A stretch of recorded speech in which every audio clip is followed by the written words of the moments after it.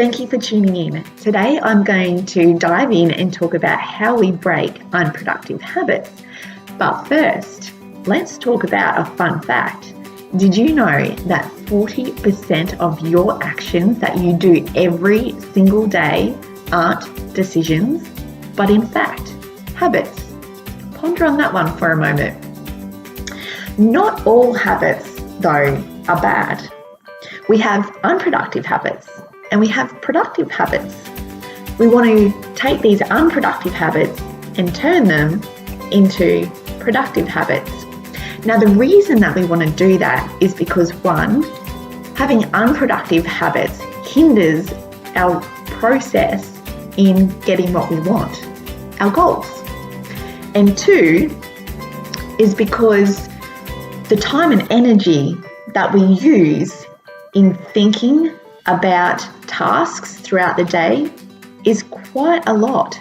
So if we can reduce that by creating good productive habits, then we have enough energy to do other things. So the question is, how do we break a habit?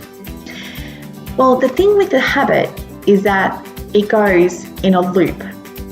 And there are 4 phases the habit goes through in this loop.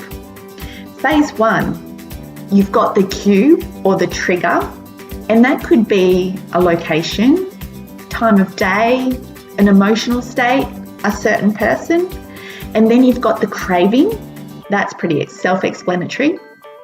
And then you've got the response or the routine. And that could be something like that piece of chocolate that you crave every day, or that can of Coke, or watching TV, or that cigarette, or that glass of wine. Once we act on our response or enforce that routine, then our brain rewards us by releasing the pleasure chemicals. So what we need to remember is the golden rule, is that the cue or the trigger is still going to happen, but what we need to do is to change the response. Now, that's not going to be easy, but you can do it. It has been done.